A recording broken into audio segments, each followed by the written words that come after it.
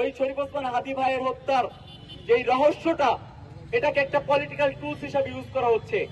যখনই তেলের দাম বাড়ে, যখন হামে শিশু মরে, যখন ফেরিঘাটে বাস ডুবে যায়, বা যখন দেশে একটা সংকট তৈরি হবে, তখন আস্তে করে একটু নাড়া দিবে যে হ্যাঁ, খুনিকে আমরা বাংলাদেশে আনতেছি। এই মূলা ঝুলাইতে ঝুলাইতে আজকে 6টা মাস হয়ে গেছে। আমরা যখন প্রথম শাহবাগে আন্দোলনের নামি, আমরা যখন হাদি চত্বরে আমরা লাগাতার আন্দোলন চলতেছে, তখন কি বলা হয়? তখন বলা হয় আমরা নির্বাচন বানচালের ষড়যন্ত্র করতেছি। আমরা তো নির্বাচন দিলাম, আপনাদেরকে ক্ষমতায় বসালাম, এখন আমেরিকার দালালি চালেন, ভারতের দালালি চালেন। বাংলাদেশের আজাদির প্রশ্নে আপনারা এখন যদি সেটা না পারেন, তাহলে দালালি করেন, প্রকাশ্যে করেন। পররাষ্ট্রমন্ত্রী, আপনি এত গুরুত্বপূর্ণ ব্যক্তি হয়ে যাচ্ছেন, আপনি জাতিসংঘের সাধারণ সভার সভাপতি হতে পারছেন, তার মানে আপনার গ্রহণযোগ্যতা এতটুকু, এতটা। কিন্তু আপনি হাদি প্রশ্নে আপনি একবারে ছাগলের 3 নম্বর বাচ্চা হয়ে যাচ্ছেন। আর স্বরাষ্ট্রমন্ত্রী, আপনি না মদিনার ইসলাম প্রতিষ্ঠা করতে চান? আপনি বাংলাদেশের ইসলামী প্রতিষ্ঠা করেন, আপনি ইনসাফ কায়েম করেন হাদি প্রশ্নে। না হলে আপনাদের সংসদে যে হাসিগুলা দেখি আমরা, এই হাসিটা বেশি দিন টিকবে না, এই হাসিটা বেশি দিন টিকবে না। শহীদ শরীফ ওসমান হাদির আদর্শ, নৈতিকতা, ওসমান হাদির রাজনীতি মতাদর্শ আমাদের মায়েদের অন্তরে, মায়েদের আত্মার ভিতর পৌঁছে গেছে। তারা চায় তাদের সন্তানরা শহীদ শরীফ ওসমান হাদি হোক, তারা চায় না তাদের সন্তান ওই দালাল বাটপার চিটার হোক।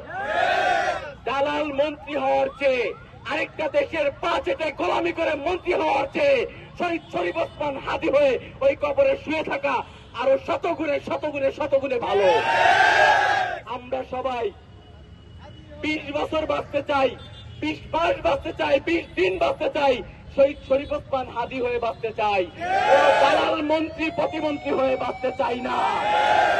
অবশ্যই অবশ্যই শহীদ শরীফ ওসমান হাদি হত্যার বিচার আপনাদেরকে করতে হবে। আপনারা যদি মনে করে থাকেন দেশে বিভিন্ন ধরনের ন্যারেটিভ উৎপাদন করে, বিভিন্ন ধরনের ইস্যু ক্রিয়েট করে ওসমান হাদিকে বিতর্কিত করার চেষ্টা করবেন, তাহলে আপনারা বোকার স্বর্গে বাস করছেন। ওসমান হাদি পলিটিশিয়ান ছিল 10% বা আরো কম। সে ছিল কালচারাল অ্যাক্টিভিস্ট, সে ছিল কালচারাল ফাইটার। কারণ আপনাদের যেই cultural fascism, media fascism, political fascism, সবকিছুর এগেইনস্টে কথা বলার জন্য এক শহীদ শরীফ ওসমান হাদি দাঁড়িয়ে যেত। সেই ওসমান হাদির প্রশ্নে সাংস্কৃতিক আমাদের যত কালচারাল অ্যাক্টিভিস্ট আছে, যত পলিটিক্যাল অ্যাক্টিভিস্ট আছে, আমি সকলকে আহ্বান জানাবো, দল মত মতাদর্শ নির্বিশেষে শহীদ শরীফ ওসমান হাদির প্রশ্নে, বাংলাদেশের আজাদির প্রশ্নে সবাই আরো একবার যদি রাজপথে নামার দরকার হয়, আপনারা অবশ্যই অবশ্যই রাজপথে নামবেন ইনশাআল্লাহ। বাংলাদেশ সরকারকে হুঁশিয়ারি দিয়ে বলছি, সবকিছু করেন। শহীদ শরীফ ওসমান হাদি আমাদের জুলাইয়ের সহযোদ্ধা, শহীদ শরীফ ওসমান হাদি শাপলার সহযোদ্ধা, শহীদ শরীফ ওসমান হাদি 18 কোটা সংস্কার আন্দোলনের সহযোদ্ধা, মোদী বিরোধী আন্দোলনের সহযোদ্ধা। এবং এটা স্পষ্টভাবে ভারত থেকে এই স্টেটমেন্ট আসতেছে, ভারতের সুস্পষ্ট মদদে আমাদের শহীদ শরীফ ওসমান হাদিকে হত্যা করা হয়েছে।